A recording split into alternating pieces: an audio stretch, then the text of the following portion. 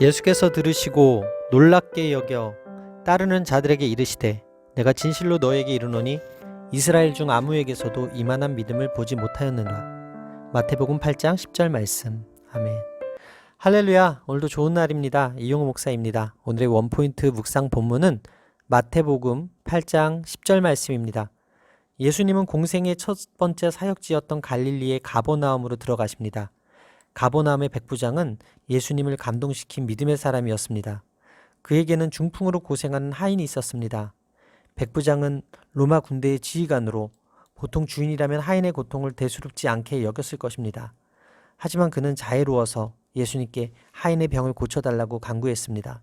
그러자 예수님은 내가 가서 고쳐주리라고 대답하셨습니다. 백부장의 이야기가 우리에게 특별한 이유는 다만 말씀으로만 하옵소서라는 그의 고백 때문입니다.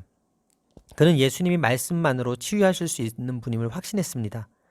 동족인 유대인들은 예수님을 알아보지도 그 권세에 순종하지도 못하는데 이방인인 백부장은 예수님을 알아보고 순종한 것입니다.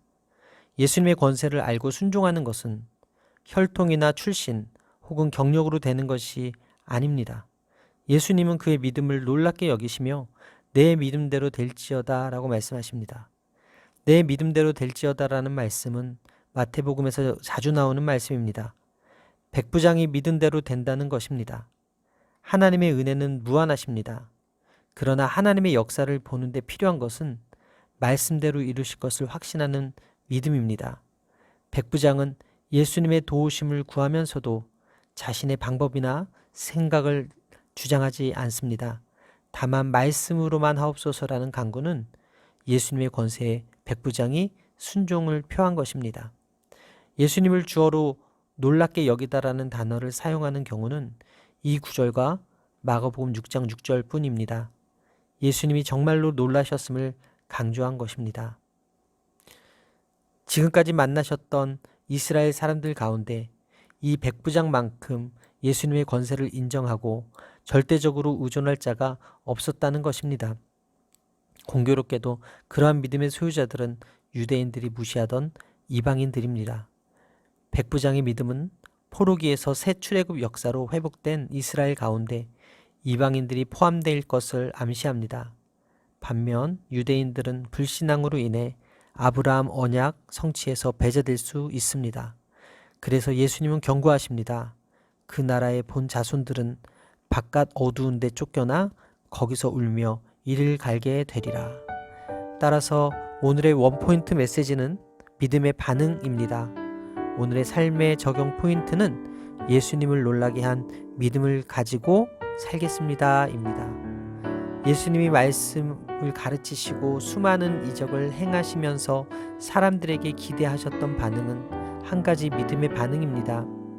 믿음의 반응을 보인 나병 환자와 백부장은 예수님이 기쁘시게 받으셨지만 믿음으로 반응하지 않았던 유대인들 종교 지도자들은 심판의 대상이 되었습니다. 우리가 누구냐는 중요하지 않습니다. 우리가 하나님 나라에 합당한 믿음을 가지고 있느냐가 중요합니다. 여기서 우리는 믿음은 하나님을 기쁘시게 할 뿐 아니라 상까지 받게 하는 놀라운 축복임을 깨닫습니다. 교회에 얼마나 오래 다녔는지, 직분이 무엇인지, 봉사를 얼마나 많이 하는지는 오히려 우리를 착각하게 만듭니다. 예수님에 대한 바른 믿음이 있다면 어느 누구든 구원받은 하나님의 자녀입니다. 여러분은 오늘 어떤 모습으로 주님 앞에 나왔습니까? 지금 우리가 많은 기적을 체험하지 못하는 이유 중 하나는 백부장과 같은 순수한 믿음을 찾아보기 어렵기 때문입니다. 우리 모두 어린 아이와 같이 순수한 믿음을 회복해서 믿음의 반응을 올려드릴 때 예수님을 감동시키게 될 것입니다. 여러분이 오늘 그 믿음을 소유함으로 주님을 기쁘시게 하게 되기를 바랍니다. 기도하시겠습니다. 백부장의 믿음을 보시고 감격하신 하나님, 오늘 주님 보실 때 저의 믿음이 어떠한가요? 백부장처럼 애통해하며 구원받아야 할 사람을 위해 기도하고 섬기며 예수님을 향한 바른 고백을 통해 반응하여 예수님을 감동시키는 자가 되게 하여 주옵소서. 이 모든 말씀 살아계신 예수 그리스도의 이름으로 기도합니다. 아멘. 할렐루야. 오늘도 최고의 복을 받았습니다.